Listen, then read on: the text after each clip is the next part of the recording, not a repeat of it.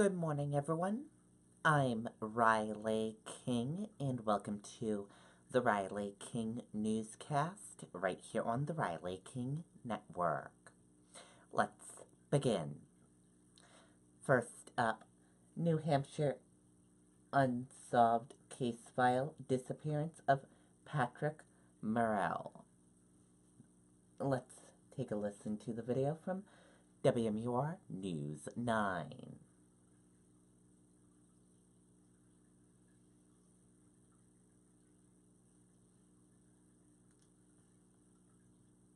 Dr. Robert Marshall and the team at Aesthetic Dental Center have been changing people's lives since 1979. Aesthetic Dental and Dr. Marshall does.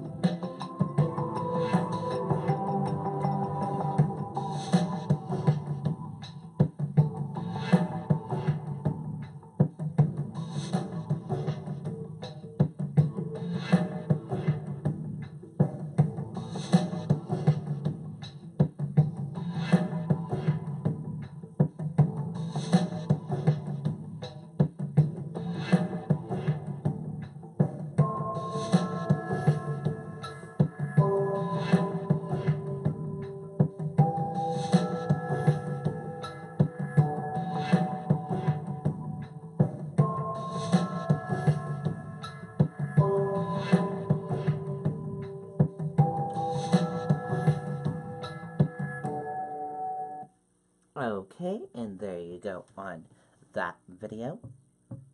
And if you know something that you can help, then send it to the Cold Case Unit, New Hampshire Cold Case Unit.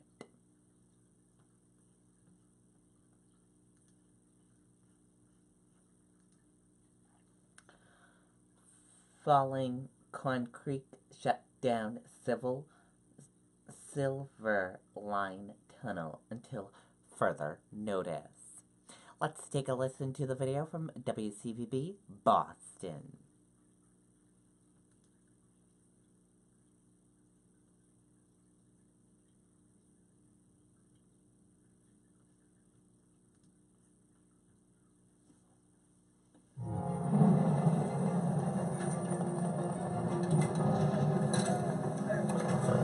Discover how you can make a difference in your community and country, serving part-time in the Army National Guard.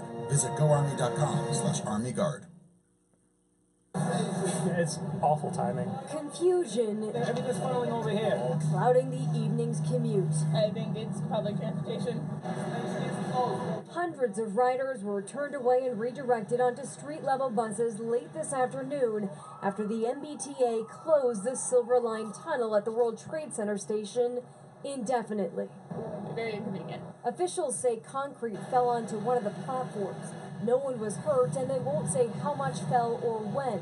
Officials believe ongoing construction next door is likely to blame.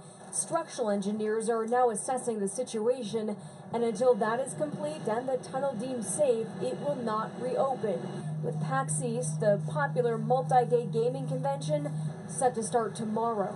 I'm working the convention this week, so it's definitely going to impact my morning commute. It's a huge convention that, tens of thousands of people come to every year, so this is the easiest way to get there, so I guess, Silver Line's going to be kind of crazy. We did reach out to the developer responsible for that construction project, but have not heard back. Okay, and there you go on that video and that report.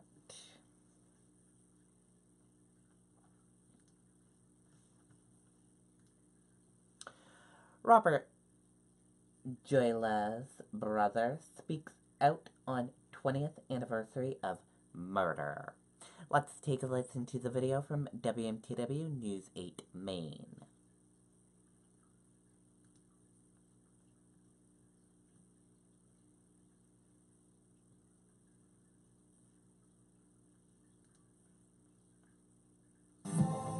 professional builder customers are just amazing people. They're out in the community, they're givers, they're coaches, they're mentors, they're running these incredible small businesses. It's quite an understated profession.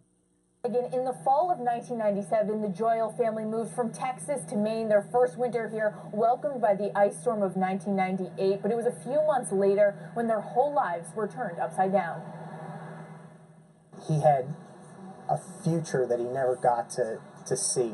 Mark Joyle says his brother Rob was the most loyal person he's ever met. He befriended everybody. He stood up for people that got bullied. To me, he was a superhero. But on April 4th, 1998, 18-year-old Rob Joyle, a senior at Gorham High School, was stabbed to death in the parking lot of a Denny's restaurant in Portland. Mark was only 11 years old at the time. You're trying to figure out what happened. You're trying to put together the pieces, and not just in terms of the case, but what it means going forward. There's obviously no script for dealing with something like that, so you just kind of feel like you're in an ocean by yourself. Not long after, one man named Seha Shrey was indicted on a murder charge.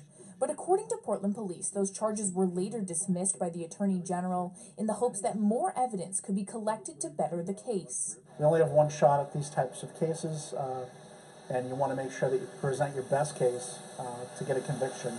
But even 20 years after losing their beloved brother and son, Joyle's family has not given up hope. Our goal is just to keep saying his name and keep telling his story and hope that somebody will have a change of heart or a change of conscience, and the burden of whatever it is they know will make them think about coming forward and saying something.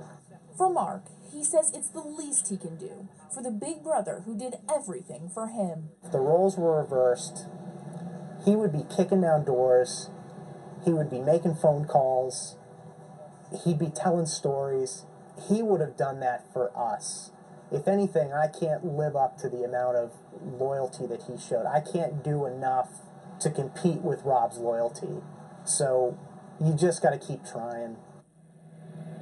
Mark says his family is realistic and knows they will likely never have all the answers of what happened that night, but they do hope that one of the nearly 40 people who were at that Denny's that Saturday night does have some information they have yet to share. Live in Portland tonight, Erin Dixon, WMTW News 8. Okay, and there you go on that video and that report.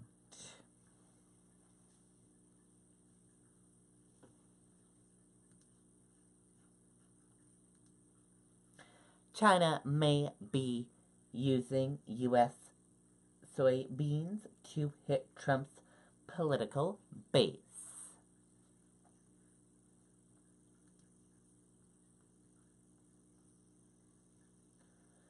Beijing's decision to target U.S. soybeans in its new tariffs in a political maneuver designed to hit President Donald Trump's support base, according to Jim Schechter, CEO of the U.S. Soybean Expert Council.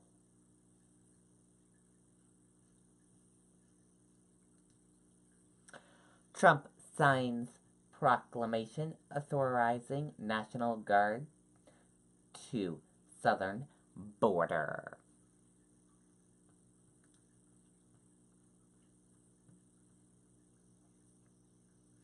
Let's take a listen to the video from ABC News. He was 2 years old. Something happened. He's not the only one. We have to save him. What could possibly go wrong? George! Rampage, rated PG-13. Next, a stunning announcement from the White House. National Guard troops will head to the border with Mexico as soon as tonight. And it comes as sources say Special Counsel Robert Mueller told the president's legal team in recent weeks that he was under investigation, although he was not a criminal target. Here's ABC's Chief White House Correspondent Jonathan Carr. a day after the president surprised his own top advisors by floating the idea of using the military to secure the border with Mexico. We're going to be guarding our border with the military. The White House made it official, announcing he is signing the order and the National Guard could be on its way as early as tonight. We do hope that the deployment begins immediately. The Homeland Security Secretary could not say how many troops or how much it would cost. As for what they'll do, U.S. troops cannot do law enforcement functions such as arresting illegal border crossers. This would be a support role, such as helping with surveillance. It will be strong. It will be as many as is needed to fill the gaps that we have today, is what I can tell you. So we'll go through and make sure. Just last week, the president also suggested he would use military funds to build his border wall. Does the president have the authority to use money that Congress has appropriated to the Department of Defense to build the border wall? What he meant was there are some lands that the Department of Defense owns that right on the border that are actually areas where we see illicit activity. We're looking into options for the military to build wall on military installations on the border. But Pentagon officials tell ABC News the U.S. military has no land on the Mexican border. The closest is the Air Force's Goldwater practice range in Arizona, which is not actually on the border. Meanwhile, regarding the special counsel investigation, ABC News has confirmed President Trump has been informed by Robert Mueller's team that he is not, at this point, a criminal target of the investigation, but he is a subject of the investigation, and therefore Mueller wants to interview him. And what was his reaction to learning that he is not a subject, or that he is not a target of the special counsel investigation, although he is a subject? We know what we did and what we didn't do, so none of this comes as much of a surprise. All right, Jonathan Karl joins us now. The president has said he's eager to talk to the special counsel, but that's something that has divided his legal team. John, where does that stand tonight?